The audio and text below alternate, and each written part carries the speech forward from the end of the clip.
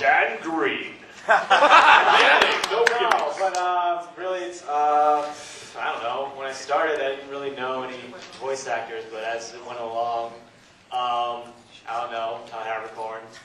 I heard his Alan voice after, you know, I did my Abridged series with my Alan voice. I was like, huh, that would be a lot easier to do instead of this weirdo thing I do. But yeah, I don't really have anyone to look up to in voice acting. Believe in me who believes in you, Tehexorcist. No, I'm good. Curious. Don't worry about it. Awesome.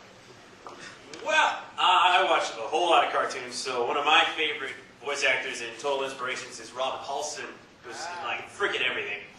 Rob Paulson's great. Peter Cullen, because I love his announcer voice. It's just so awesome, and he was off to his prime in Transformers.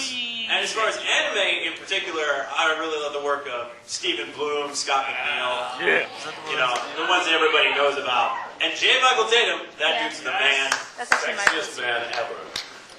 So, who I look up to and who I try to sound like a lot are different. I really look up to Tony Oliver. You see the pins they had for sale? If you don't know who Tony Oliver is, watch the original dub of Loop on the Third.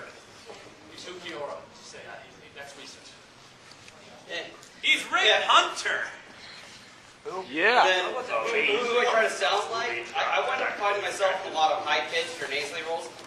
So perhaps I could be more like Todd Havercorn and you foolish Prokopians who listen to me talking all the time. Get it.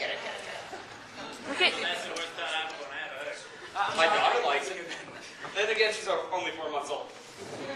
Get back the mic. Alrighty, next question from the crowd that has increased in size again. You're all around the edges. This is insane. Alrighty, so who has a question? And you were next, sorry.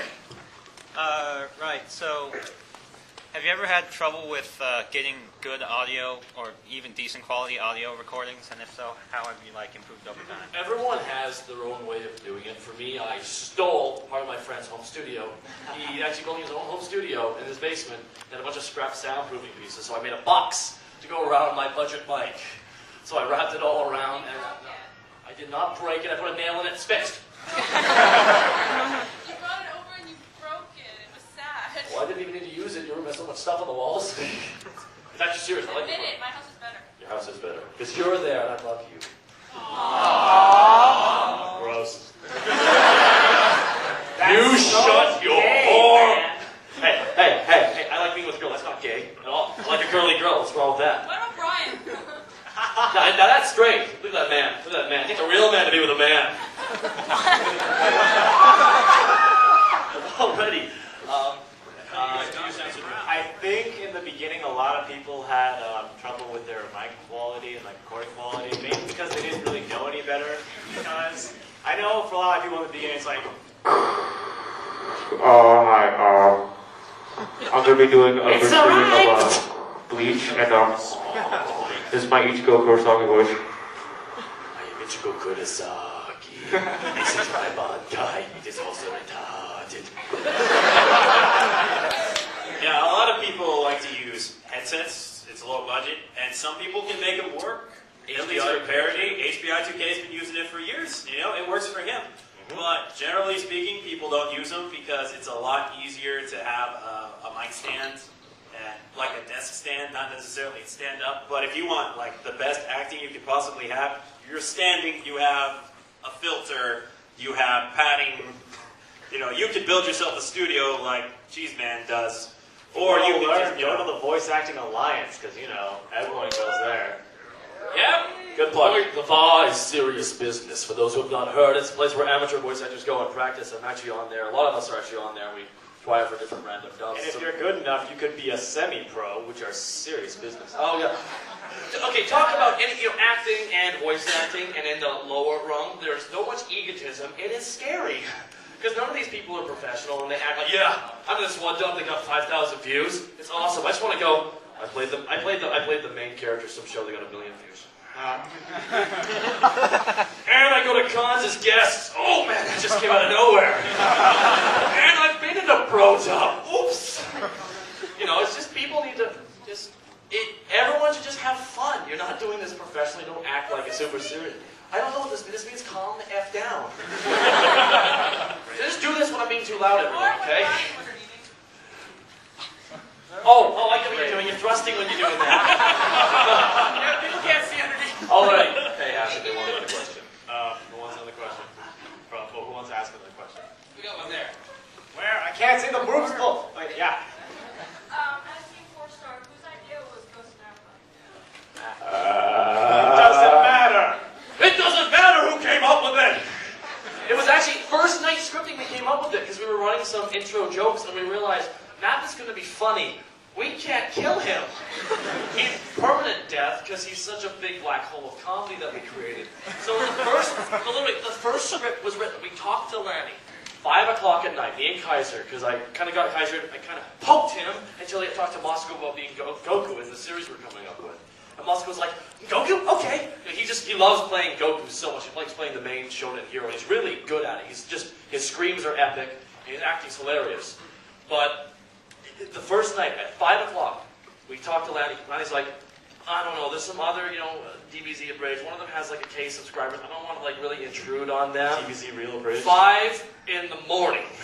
Script for 1 is done. Go snap this plant. That's the exact choreography of how it. Choreography. That's the exact chronological order. Yeah. I used to word with 4 syllables correctly. Thank you. I love you. 5 syllables. That's a really. But actually, right before when we were doing 10, I was actually listening to Ghostbusters and I'm like, oh my god, this would be perfect if we tack that on. So I actually ended up singing that the day. You're gonna have to sing it here, I'm not gonna sing. I'll do that. Sing it, sing No, it, no, sing no, it, no, stop it, stop it. Sing it, sing it,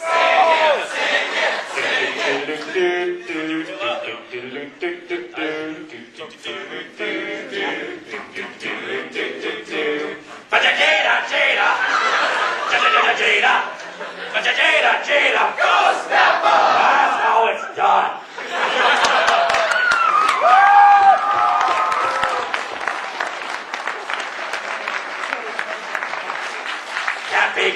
Can't beat my, oh no, they can't beat my sin. What? What does that mean?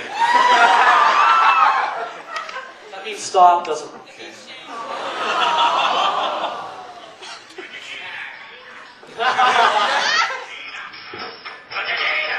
Go, snap on! You have that on your phone? Yes. Give me a high five. How would you do that? I used to have Killing in the Name of on my phone. Killing in the name of some crappy cover getting 100,000 views. The worst singing voice ever. I didn't even do joke lyrics. I just sang the song. All right, we got a really highly raised question right there. What's going on, man? Yeah, you, man. Actually, how did that come about? The killing in the name of... Well, it was just a quick toss-in joke. Kaiser was writing the script for it. We were talking about how Killing in the Name of actually was the #1 song this year because it was the big FU to America, the X Factor for kind of rigging who gets #1. Oh, yeah. Around Christmas, because X Factor finishes and the guy who wins debuts his big song in the final show, and that usually gets put to #1. So what the internet, and by internet I mean Beep Chan, which we will refer to it as. We all go to Beep Chan. We can't reference Beep Chan. I know. But it was a big internet mission to get "Killing in the Name of" by Rage Against the Machine to be the #1 song, and that became the #1 song. So this guy did his big debut, #2 behind some song that came out 15 years earlier. So and it was a quick toss-in joke, and Napa sings "Killing in the Name of." Killing in the Name of! And that was it. And then all the comments were, where's that song? I downloaded it from that song. And I'm like, oh, we gotta do it then. Oh well, let's sing the lyrics. And just pulled up the script and I just sang the lyrics to the song. And we posted it. That's really all that came of it. Alrighty, so next question to the crowd. You right there, good sir. Well, have you seen the 2 video game Abridged series, Metal Gear Solid, the Yes. Abridged thing? Lord Quadros, I love it. Metal Gear Solid Abridged is amazing. Also, Legend of Zelda Abridged. Oh, I do not. By someone that rhymes with Wadham West Whack Dog. Yeah. Here's the thing. Adam West Lapdog is a funny guy. Don't really find his Abridged series funny. Whatever. He suffers from having, he can't voice act that well. Apparently he's a funny guy. I've never spoken to him, but everyone speaks highly of him. But his show itself isn't that funny. That's so funny. But Metal Gear Solid is a more positive note. His show was great. He was actually Princess Snake on Dragon Ball Z Abridged. Yeah. That's just the guy who did. Yeah, get the joke, Princess Snake. Snake was so creative. That is the joke. Waiting for Metal Gear Solid 2, Sons of Abridgery. Oh yeah, he's doing the second game. I can't wait for what he does with Fat Man. That's gonna be so funny. I can't spoil. But do we have another question? Okay, one more question. I think we should do. Do we have the scripts? Whole room and no questions. We got the scripts.